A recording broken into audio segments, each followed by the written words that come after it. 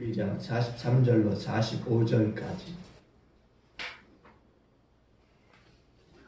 함께 다 같이 43절로 45절까지 같이 봉독하도록 하겠습니다. 마태복음 12장 43절로 45절 함께 하십니다. 시작. 더러운 귀신이 사람에게서 나갔을 때 물 없는 곳으로 다니며 쉬기를 구하되 쉴 곳을 얻지 못하고 이에 이르되 내가 나온 내 집으로 돌아가리라 하고 와보니 그 집이 비고 청소되고 수리되었거늘 이에 가서 저보다 더 악한 귀신 7을 데리고 들어가서 거하니 그 사람의 나중 형편이 전보다 더욱 심하게 되느니라. 이 악한 세대가 또한 이렇게 되리라. 아멘. 한번 인사합니다. 빈집은 위험합니다. 빈집은 위험합니다. 지금 우리나라에는 2000년 들어서 농촌이라든가 어촌 그리고 탄광촌에는 빈집이 계속해서 늘어나고 있어요. 올해만 해도 군산 지역의 대우치엠이 철수하면서 그 지역 자체가 또한 경제가 무너져서 많은 사람이 떠나고 빈집이 허다합니다. 그러니까 그곳의 지역 경제를 위해서 세워졌던 공장들이 문을 닫으면서 마을 전체가 또 요동하게 되고 그곳을 떠나면서 빈집들이 많이 생기게 되는 거죠. 빈집은 집이 비어있다고 하는 것만으로도 굉장히 적막하고 허전해 보이는 법입니다. 그런데 한때는 이 빈집이 범죄자들의 소굴이 되기도 했다라는 거죠. 그래서 국민들에게 굉장한 충격을 주었던 때가 있습니다.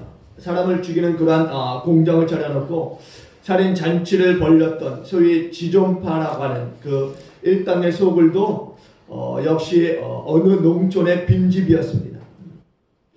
옛부터 빈집은 흉가라고 해서 귀신이 나오는 집으로 여겨왔습니다. 그런데 요즘에는 이 빈집에 불량배라든가 범죄자들이 이용하고 있다라는 거죠.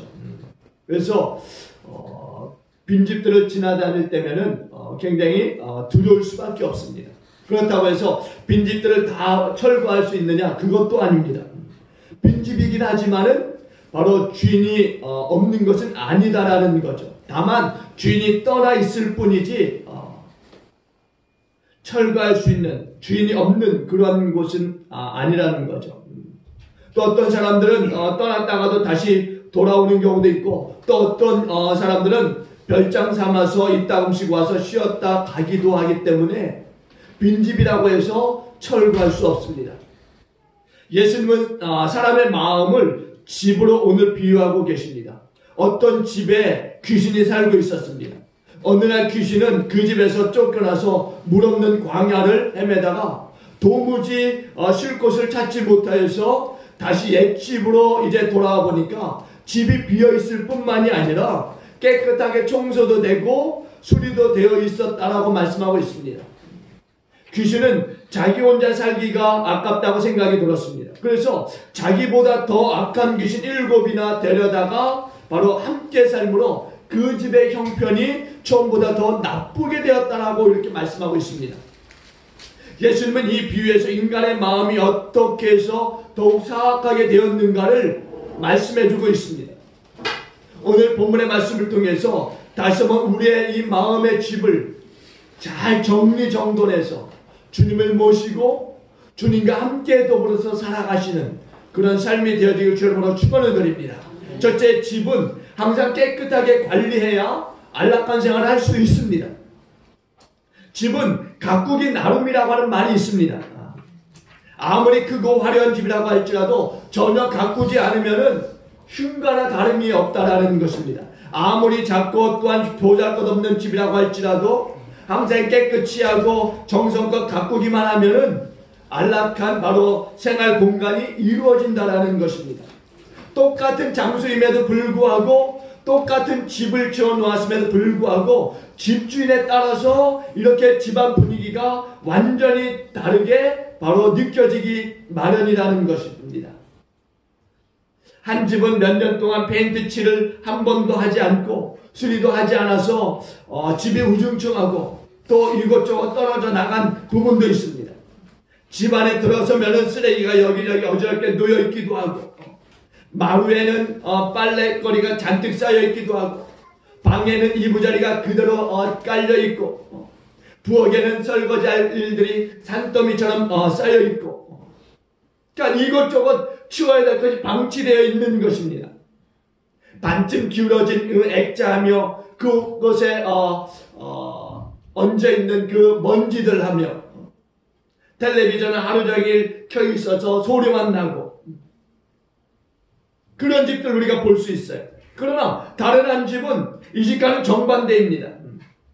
집이 얼마나 산뜻한지 모릅니다. 집 안에 들어서게 되면은 비록 작지만은 정원이 있어서 잘 정돈되어져 있는, 정원에서 풍겨나는 꽃향기가 그 집안 전체를 또 가득 채우고, 또 가재 도구도 잘 정리되어 있고, 놓여져 있을 때 놓여 있고, 쓰레기는 잘 청소되어 있고, 마루나 방이나 또한 부엌이나 집안 구석구석까지 깨끗하게 청소되어 있고, 정돈이 아주 잘 되어져 있습니다. 텔레비전은 꺼져 있고, 맑은 또 창가에는 햇빛이 들어서 화분이 하나 자리 잡고 있으면서, 또 그곳에 성경책도 펼쳐져 있고, 과연 여러분 어떤 집이 좋은 것입니까? 사람의 마음의 집도 이처럼 꾸며야 한다는 것입니다. 제대로 가꾸지 않고 그대로 방치해두면 흉가와 다를 바 없는 마음의 집이 되어진다는 것입니다. 귀신들이나 살기 좋은 그런 장소가 되어진다는 것입니다. 항상 마음을 깨끗이 하고 아름답게 가꾸게 되면 성경과 같이 되어서 오늘 주님이 들어와 사시기에 아주 알맞은 장소가 되어진다는 것입니다. 그러므로 오늘 우리 각자의 마음의 이 집을 정말 아끼고 가꾸듯 정말 정성껏 정말 깨끗하게 정말 해야 될 줄로 믿습니다. 우리 마음의 이 집을 항상 깨끗하게 가꾸어서 정돈할 뿐만이 아니라 그곳에 아름다운 정원을 만들어야 된다는 것입니다. 먼저 딱딱하고 뭔가 좀 거친 그 바닥을 갈아엎고서 정말 가시덤불과 그동안 돌멩이로 가득 메어져 있던 이 마음의 집을 청소하는 거죠. 그리고 땅을 골고루 한 후에 그곳에 각종 아름다운 꽃나무들을 심고 유실수를 심고 가꾸어야 한다는 것입니다. 예쁜 꽃들을 심어서 피어나게 하고 그 향기가 온 마음의 집을 아름답게 또 향기롭게 해야 한다는 것입니다. 또 가실수를 심어서 담처럼 열매들이 주렁주렁 열리도록 해야 한다는 것입니다. 그러면은 우리 주님은 그 정원을 거니시면서 몹시 기뻐하실 것이라는 것입니다. 우리 모두는 자신의 이 마음 속의 이 집을 아름답게 가꾸는 정원사가 되어야 한다는 거죠. 만일 정원사가 그 역할을 제대로 하지 못한다면 어떻게 되겠습니까? 그 마음의 정원을 그대로 방치해 둔다면 어떻게 되겠습니까? 그 마음의 이 집은 금방 가시덤불과 또 잡초로 우거지는 폐허가 되는 마음의 집이 마음의 정원이 될 것이라는 겁니다. 그래서 이제부터는 그 자신의 이 외모만을 가꾸는 일에 신경 쓸 것이 아니라 이제 내면도 가꾸는 일들을 우리가 해야 될 줄로 믿습니다. 세속적인 사람들은 외모만 가꾸지만은 외모를 가꾼데 시간을 허비하지만은 우리 신앙의 사람들은 외모뿐 아니라 내면의 이 속까지도 잘 가꾸는데 힘써야 될 줄로 믿습니다. 신앙의 사람들은 정말 각자의 이 마음속에 어떠한가를 늘상 살피면서 잘 가꾸는 일들을 해야 될 줄로 믿습니다. 정말 이 시간 나의 마음의 이 집은 어떠한가, 나의 이 마음의 정원은 지금 아름다운 꽃들로 아름다운 그 열매들로 가득 차 있는가, 깨끗합니까? 아니면 잘 가꾸어져 있습니까? 여러분의 이 마음의 이 정원에는 무엇이 심겨져 있습니까? 가시덤불이나 잡초나 때로는 이 흉가처럼 그렇게 방치되어져 있습니까? 이제껏 한 번도 관심 있게 정말 가꾸어 본 일이 없는 그런 마음의 집입니까? 오늘 우리는 이 아침에 주시는 말씀을 통해서 다시 한번 우리의 마음의 이 집을 갈아엎는 일들을 해야 될 줄로 믿습니다. 돌들은 잘 뽑아서 버려버리고 가시덤불들은 뽑아서 태워버리고 잡초들도 뽑고 이 마음의 집들 정원들을 잘 정리해서 아름답게 가꿔야 될 줄로 믿습니다. 하나님께서 우리에게 이렇게 말씀하세요. 너희 묵은 땅을 갈고 가시덤불을 파종하지 말라. 그러니까 묵은 땅을 갈아버리라는 거죠. 그동안 우리 마음의 집에 이 정원에 마음의 이 정원에 쌓여 있었던 그 많은 이 가시덤불들을 다 제거해야 되는 거예요. 그것을 자꾸만 더 크게 자라게 해서는 안 된다는 거죠. 사도 바울도 이렇게 말해요. 너희는 이 세대를 본받지 말고 오직 마음을 새롭게 함으로 변화를 받아 하나님의 선하시고 기뻐하시고 온전하신 뜻이 무엇인지 분별하도록 하라. 여러분 마음의 집을 이제부터라도 잘 정리정돈하고 가꾸시길 주 여러분 축원드립니다. 잡초가 자라지 못하도록 가꾸시길 주 여러분 축원드립니다. 주님이 거리시면서 아름답다라고 말할 수 있는 그런 마음의 집을 만들어 가시길 주 여러분 축원드립니다. 둘째는 집안에는 어른이 있어야 합니다. 한번 따라합시다. 집안에는 어른이 있어야 합니다. 어른이 있어야 돼요. 아이들만 있는 집이 어떻습니까? 늘 어수선하고 또 난잡하기 이를 데 없습니다. 아이들만 있다 보면 또한 위험이 언제 일어날지 모른다는 것입니다. 그래서 아이들에게 집을 맡기고 나가면 늘상 불안하기만 합니다. 사실 어른들이 잠시 동안 집을 비운 사이에 아이들이 엄청난 큰일을 벌려서 죽기도 하고 위험에 빠지는 그런 일들이 종종 일어나고 있습니다. 어떤 엄마가 아이가 잠깐 잠든 것을 보고 외출을 하게 됩니다. 그 사이에 아이가 깨어나서 어떻게 하는 줄 아십니까? 업무를 짜서 엉금엉금 기어다니다가 문을 열고 나가게 됩니다. 아파트 베란다 문을 여는 거예요. 처음에는 열리지 않아서 울고불고 난리 납니다. 다시 울음을 거치고 또다시 시도합니다. 또 안 열리자 또다시 울고불고 합니다. 또 다시 울음을 거치고 문을 열었을 때 문이 열립니다. 그리고 그 열린 문으로 나가는 거예요. 그리고 아파트 베란다 끝까지 와서 밖을 내다보고 있다가 그만 그 밑으로 떨어져 죽는 그런 사고도 있었습니다. 또 어떤 어머니는 시골에서 잠시 외출했다가 아이가 집안에만 있다가 갑자기 문을 밀치는 바람에 연탄 난로에 손을 대고 얼굴을 튀는 일들도 있었다는 거죠. 그뿐입니까? 어떤 집의 아이들은 집에서 불장난을 해서 온 집안을 다 태우고 아이들의 생명까지 잃어버린 그런 경우들도 있었다는 것입니다. 이처럼 아이들만 있는 집에는 불안하기 짝이 없는 것입니다. 아이들은 모든 면에서 뭔가 좀 미숙하고 분별력이 없기 때문에 실수투성일 뿐만이 아니라 어떤 위급한 일이 발생했을 때 그 일을 적절하게 해결하지 못한다는 것입니다. 그렇기 때문에 오늘 아이들은 어른들의 보호가 반드시 있어야 된다는 것입니다. 간섭이 있어야 되고 도움이 있어야 하는 것입니다. 사랑하는 교회 여러분, 우리 인생은 모든 철부지 어린아이와 같은 것입니다. 그래서 가야 될 곳과 가지 말아야 될 곳을 분별하지 못한다는 것입니다. 인생의 길 구비구비마다 어찌할 바를 몰라서 어떻게 합니까? 방황할 때가 얼마나 많이 있습니까? 절망해서 주저앉아 버릴 때가 얼마나 많이 있습니까?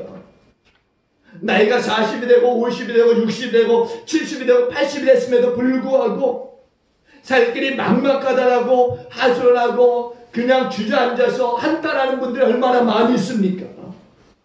나이는 많이 먹었을지라도 마음은 아직도 보면은 어린아이와 같은 그런 철부지 상태에 있는 분들이 많이 있는 것입니다. 오늘 이 시대에 우리들만 그런 것은 아니죠. 성경에 나오는 그 위인들도 보면은 자기 자신을 철부지 어린아이에 비유하는 사람들이 많이 있습니다. 솔로몬을 보세요. 다윗의 들을 이어서 왕이 되었지만은 막상 왕이 되고 보니까 도저히 그 일을 감당할 수가 없었던 것입니다. 그래서 하나님 앞에 일천번제를 드리면서 간절히 하나님의 도우심을 구하는 모습을 우리가 보게 됩니다. 그러면서 일천번제가 끝나는 날 이제 꿈속에 하나님이 이제 솔로몬에게 나타나셔서 이렇게 말씀하세요. 내가 내게 무엇을 줄고 너는 구하라. 그러자 솔로몬이 하나님께 이렇게 아뢰게 됩니다. 열왕기상 3장 7절과 8절에 보니까 나의 하나님 여호와여, 주께서 종으로 종의 아버지 다윗을 대신하여 왕이 되게 하셨사오나 종은 작은 아이이라 출입할 줄을 알지 못하고 주께서 택하신 백성 가운데 있나이다. 이렇게 고백합니다. 다윗 왕을 대신해서 대신해서 왕이 되었지만은 백성을 어떻게 다스려야 될지 알지 못한다라는 것입니다. 그래서 자신을 작은 아이라고 그렇게 고백하고 있는 것입니다. 여러분, 솔로몬을 한번 생각해 보세요. 정말 솔로몬이 어린아이입니까? 자신이 어린아이와 같이 출입할 줄도 모르는 그런 정말 어린아이입니까? 아니, 그럼에도 불구하고 하나님 앞에서 작은 아이, 어린아이다 이렇게 말씀하고 있는 거죠. 당시 솔로몬은 젊은 사람이었지만은 그렇다고 해서 작은 아이는 아니었어요. 또 예레미야 선지자를 봐도 그렇습니다. 하나님의 부르심을 받았을 때 예레미야가 1장 6절에 보니까 슬프도소이다 주 여호와여, 나는 어린아이다, 말할 줄을 알지 못하나이다, 이렇게까지 고백합니다. 하나님 앞에 부름받은 선지자임에도 불구하고 하나님 앞에 나는 어린아이여서 말할 줄 모릅니다, 이렇게 고백하고 있다라는 것입니다. 이처럼 우리 인생은 그런 거예요. 철부지 어린아이와 같기 때문에 믿음직스럽고 인자하신 어른이 필요한 줄로 믿습니다. 근데 우리 인생들은 모두가 어린아이와 같기 때문에 우리는 어른이 될 수 없다라는 것입니다. 우리가 어떻게 어른이 될 수 있습니까? 우리 인생조차도 우리가 어떻게 할지 모르는데 어떻게 우리가 어른이 될 수 있겠습니까?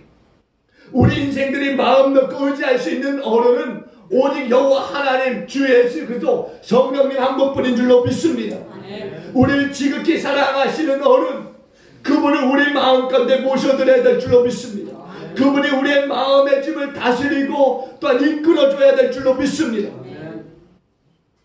모든 인류의 모범이 되시고 또 스승이 되시는 임마누엘의 이 주님이 우리의 이 마음의 집에 호주가 되어져야 될 줄로 믿습니다. 오늘 주님이 우리의 마음의 집에 호주로 계시게 되면은 거기에 평안이 있고 또 거기에 행복이 있는 줄로 믿습니다. 어떤 일이 닥쳐온다 할지라도 두려워할 필요가 없는 이유는 바로 우리 마음의 집에 주님이 계시고 여호와 하나님이 계시고 성령님이 다스리기 때문인 줄로 믿습니다. 이처럼 집에는 반드시 어른이 있어야 되는 것입니다. 또 다른 이유는 어른이 있어야 아이들이 정상적으로 성장할 수 있어요. 옛날 분들이요 사용하던 욕 중에 좀 심한 욕이 있습니다. 뭔지 아시죠? 애비 없는 후레자식이라고. 저도 자라면서 많이 들었어요. 제가 들었다는 얘기가 아니라 주위에서 어른들이 그런 얘기 많이 하셨습니다. 애비 없는 후레자식이라고. 막 아이들이 뛰어놀다 보면은 이제 어른들을 툭 치고 갈 수도 있고 어른들 앞으로 쌩하고 달려갈 수도 있습니다. 그러면 어른들이 그래요. 저런 애비 없는 후레자식들 같으니라. 그런 얘기를 많이 하셨어요. 후레자식이 뭔지 아십니까? 배운 게 없어서 제멋대로 자기 마음대로 버릇없이 행동하는 것을 가리키는 말이에요. 그러니까 애비 없는 후레자식이라고 하는 것은 아버지가 없어서 제대로 배우지 못하고 자라난 버릇없는 아이들을 가리키는 말이에요. 물론 아버지 없이 자랐다고 해서 모두가 버릇없는 아이들이라고 말하고 있는 것은 아닙니다. 그러나 아버지 없이 원만하게 자라는 것은 쉽지 않다라는 이야기예요. 어린아이가 훌륭하게 성장하기 위해서는 반드시 칭찬과 격려가 필요하지만 때로는 호된 꾸지람과 징계가 필요하다라는 것입니다. 근데 오늘날 점차 문제 아이들을 보게 되면 어떻습니까? 그들 호되게 혼내는 어른이 없다라는 거예요. 사회가 이처럼 살벌하게 변하는 이유가 어디 있습니까? 바로 그들을 꾸짖었고 징계할 어른이 없기 때문에 그렇다는 것입니다. 우리 얼마 전에 여러분들 뉴스를 보셨지만은 중학생 아들이 또래 그 중학생을 때리고 그래서 결국엔 그 아이가 자살했는지 아니면 그 아이들이 집어 던졌는지 알지는 못하지만 그 아이가 죽었어요.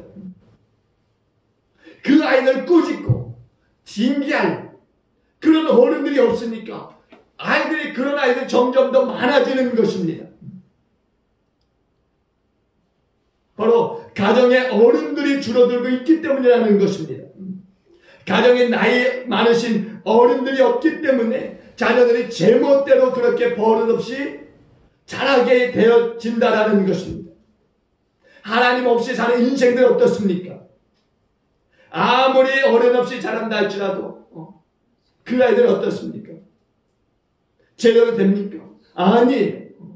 하나님 없이 그 살아가는 인생은 어른 없이 자라난 그 아이와 같다라는 것입니다. 그래서 하나님 없는 인생들은요, 버릇이 없을 수밖에 없어요. 하나님을 섬기는 일들을 자기 멋대로 해버립니다. 그래서 믿는다고는 하지만 하나님이 없으니까 어찌합니까? 자기 마음대로 행동하는 것을 보게 됩니다.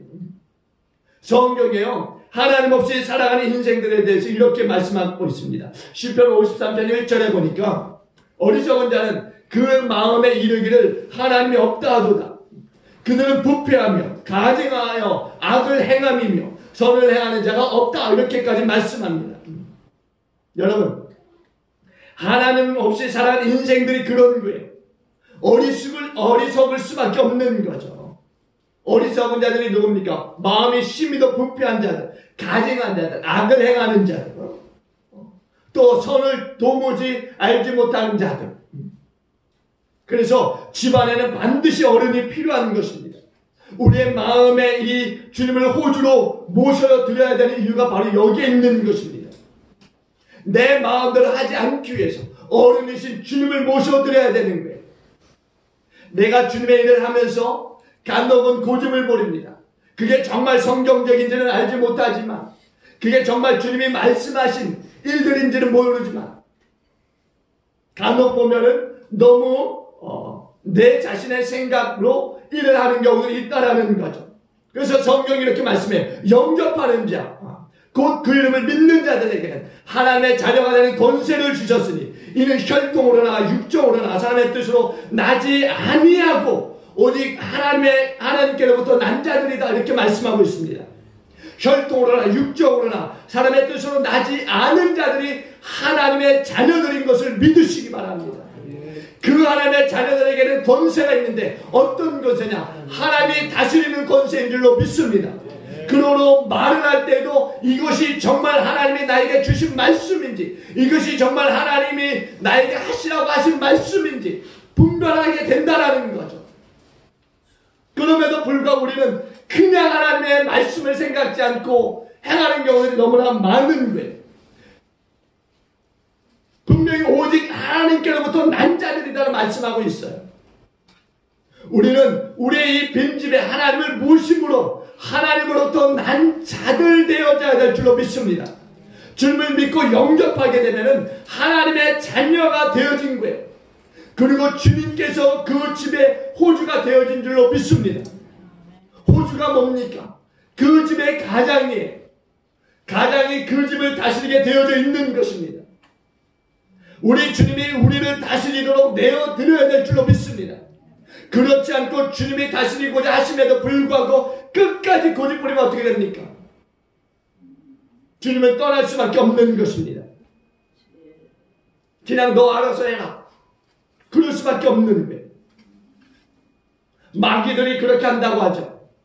마귀들은 우리 믿는 그리스도인들이 예배도 잘 드리게 하고 기도도 잘하게 하고 모든 걸 잘하게 하는 것처럼 하게 한다는 것입니다. 잘하는 것처럼 하게 한다는 거예요. 마귀들이.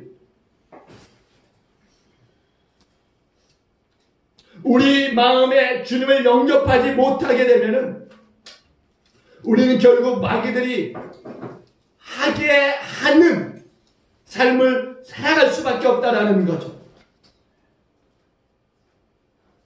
오늘 혹시나 우리가 우리의 이 마음의 집에, 이 마음의 정원에 주님을 영접하지 못한 분들이 있다라고 한다면 더 이상 지체하지 마시고 주님을 영접하여서 임마누엘의 주님과 함께 동거하시는 삶이 되어지길 주님으로 축원드립니다. 네. 끝으로 빈집은 언제나 위험합니다. 한번 따라합시다. 빈집은 언제나 위험합니다. 앞에서도 말씀드렸지만 비어있는 집은 언제나 위험합니다.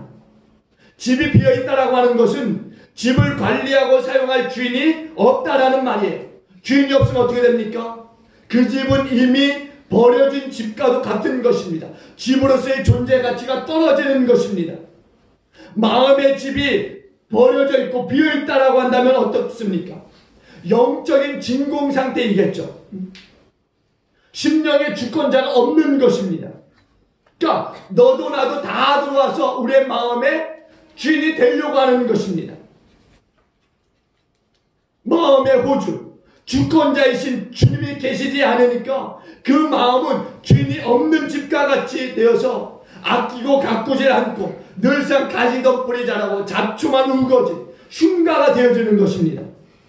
그리고 그런 흉가에 어떤 사람들이 모이느냐? 바로 악한 원수마귀들이 모이는 거죠. 왜? 악한 원수마귀들이 그런 곳을 좋아하니까. 그런 악한 원수마귀의 살기가 적합한 곳이니까 그런 그 악한 원수마귀들만 모일 수밖에 없는 거예요. 오늘 본문을 보십시오. 집에서 쫓겨났던 이 귀신이 사막이나 광야를 어떻게 해요? 헤매고 다녔어요. 그러다가 자기가 쉴 곳을 찾지 못하니까 다시 옛집으로 돌아오게 됩니다. 근데 그 집이 아주 잘 정리되어져 있으니까 비어있고 깨끗이 청소되어 있고 수리도 되어져 있었다고 말씀합니다. 근데 개역성경에 보게 되면은 오늘 본문 44절 이렇게 말씀합니다.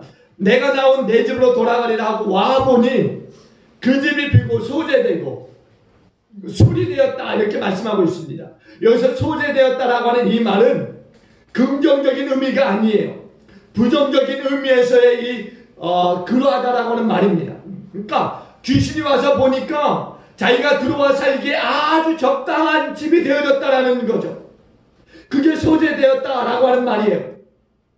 그 집이 수리되어져 있다라고 하는 이 말은요, 헬라어 원문에 보니까 장식되어져 있다라는 말입니다. 장식되어져 있다. 다시 말씀드리면은 귀신이 거하기에 아주 적합하도록 잘 꾸며져 있었다라고 하는 말입니다. 결국 빈집은 뭐냐? 귀신들이 거하기에 적합하다라고 하는 말씀이에요.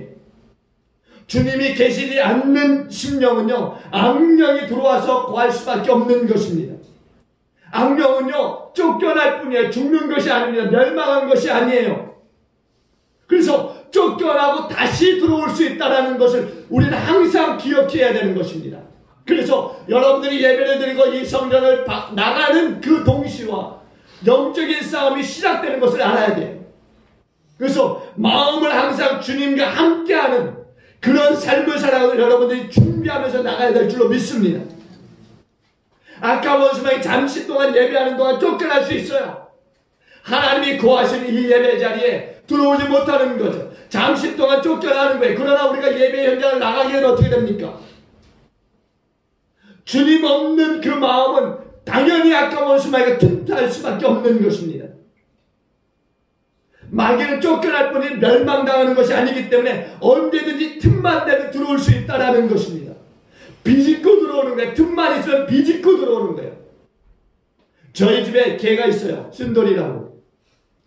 자는데요. 이제 요즘 추우니까 안방으로 들어와서 자는 그 이불 안으로 비집고 들어오려고 합니다. 그런 거예요. 틈만 있으면 마귀는요. 비집고 들어오는 것입니다. 그래서 집이라고 하는 것은 결코 비워놓아서는 안 되는 것입니다. 귀신들이 좋아하는 것으로 잠식해 놓아서도 안 되는 것입니다. 귀신들이 좋아하는 이 시기와 질투와 때는 음란과 불신과 게으름과 교만과 위선 등으로 마음을 치워놔서는 안 되는 것입니다. 온갖 더러운 것들로 우리의 마음을 치워놔서는 안 되는 거죠. 이런 것들로 장식해 놓은 집에는 결국 악한 원수마귀가 들어와서 거할 수밖에 없는 것입니다. 그리고 오늘 본문의 말씀과 같이 자기보다 더 악한 7 귀신을 데리고 와서 거하게 되는 거죠. 그래서 더 악하게 되는 거예요. 예수님께서 이 비유를 말씀하실 때요, 당시에 이 비유의 대상자는 유대인들이었어요. 이전에 이스라엘 백성들이 어땠습니까? 바벨론의 포로에서 돌아왔을 때 그 우상 숭배를 다 버렸어요. 귀신을 타파했습니다. 학사 에스라라든가 아니면 니에미야로 하여금 영적인 각성운동을 일으켰어요. 그래서 그들이 하나님 앞에 다시 한번 회개하고 돌이켜서 하나님을 전심으로 따랐습니다. 그렇게 따르다가 집을 비워놓게 되니까 어떻게 됩니까? 결국 악한 영들이 다시 들어와서 있게 되는 거죠. 그리고 바리새의 주의가 그곳에 자리 잡게 됩니다. 이들은 하나님의 이 말씀 중심의 삶이 아니라 정말 내부적인 일에만 관심을 가지게 되었어요. 그래서 정말 형식적이고 때로는 그 외식적이고 때로는 뭔가 율법주의적인 것으로 전락해버리는 거죠. 그래서 예수님 당시에 이 유대인들은 그 이전보다 아주 악하게 되었던 것입니다. 그래서 더러운 7 귀신이 그 땅에 들어온 거죠. 오늘 한 귀신이 나갔다가 다시 들어오면서 청소되어지고 수리되어지고 소재되어진 것을 보고 나가서 더 더러운 7 귀신을 데리고 들어온 거예요.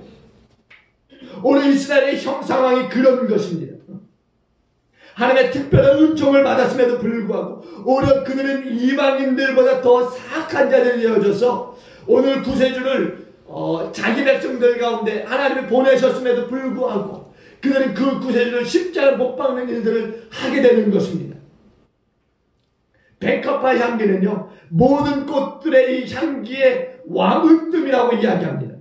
그런데 일단 썩어버리면 어떻게 되느냐? 다른 꽃보다도 더 엄청난 그 악취를 풍기게 되는 것이 바로 이 백합화라고 합니다. 오늘 여러분, 부부가 세상에서 가장 아름다운 사이이지만 일단 갈라지고 싸우게 되면 어떻게 됩니까? 가장 정말 말씀대로 추악해지고 가장 원수 중에 원수가 되는 것이 바로 부부라는 것입니다. 여러분, 그리스도인들도 타락하는 사람들은 어떻게 해야 되는지 아십니까? 그리스도인들이 타락하게 되면은 가장 교회에 적이 되어져서 교회를 비방하고 욕하고 헐뜯는 것을 보게 됩니다. 우리는 그런 사람들 많이 보았어요. 오늘 신비한 은혜를 체험했음에도 불구하고 더 많은 은혜를 다른 사람보다 받았음에도 불구하고 오히려 더 많이 하나님을 대적하고 사단의 앞잡이로 하는 사람들이 많이 있다라는 것입니다. 그러니까 우리는 집을 결코 비워놔서는 안 되는 것입니다. 귀신들이 침투할 만한 틈을 보여서는 안 되는 것입니다.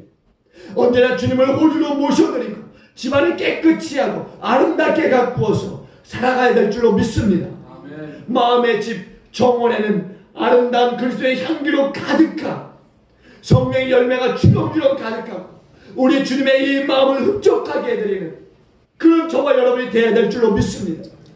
우리가 그런 집을 원하지만 누구보다도 우리 주님이 원하고 계신 것을 우리는 또한 알아야 된다는 거죠. 그래서 우리 주님이 그런 집을 원하고 계시다는 사실을 우리가 꼭 기억하고 그렇게 만들며 살아가시는 저와 여러분 모두가 되어주시기를 주님과 간절히 축원을 드리겠습니다. 기도하십니다.